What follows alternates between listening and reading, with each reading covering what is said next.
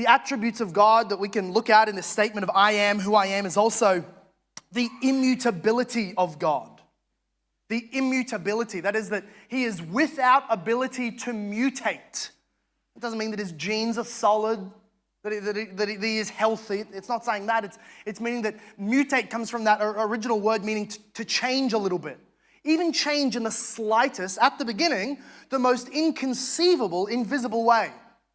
God has no ability to change. In the study of God, sometimes you come across these walls where we say things like, God can't do this.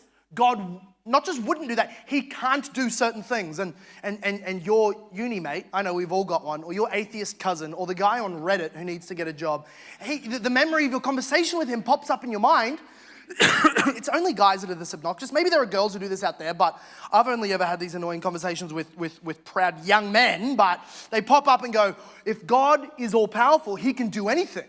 If you say he can't do something, he's not all-powerful. Your God, therefore, doesn't exist.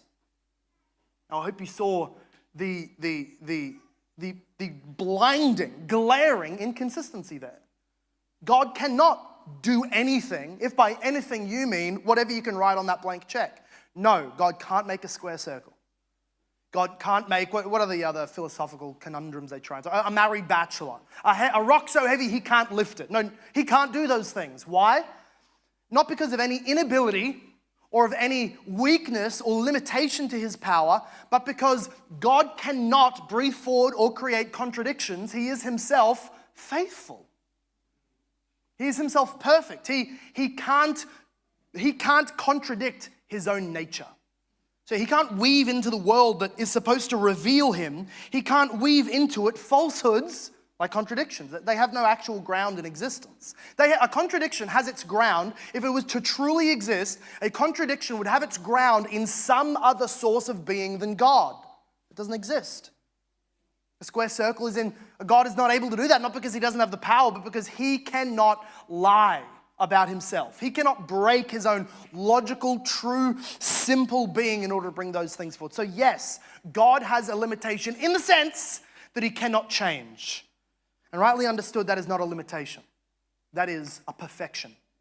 Augustine, early church father, he said, in order to posit some kind of change in God, he would have to either be getting better, which means there was something he lacked previously, or he's getting worse because he had all the perfections to begin with.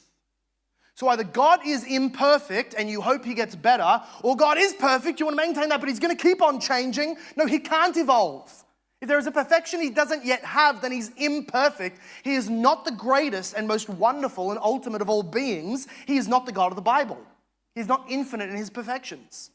So immutability here means not that God does not change his actions or do different things in time, or he can't take upon himself the human nature in the incarnation. That's not immutability.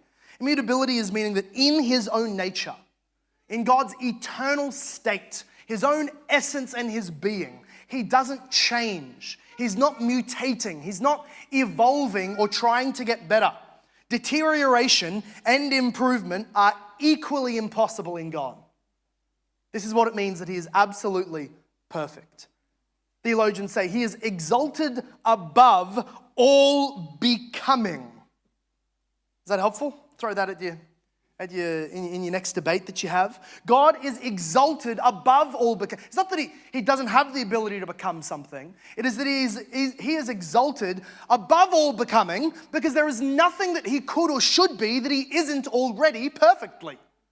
God is who he is. Or as other translations might say, I am who I will be. There is no change in God.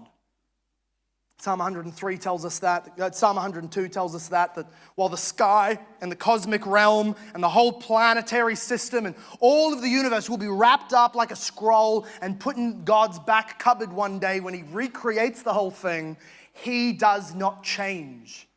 There's not an iota of shadow or change in him, as James 1 tells us. Malachi 3 says that I, the Lord, do not change.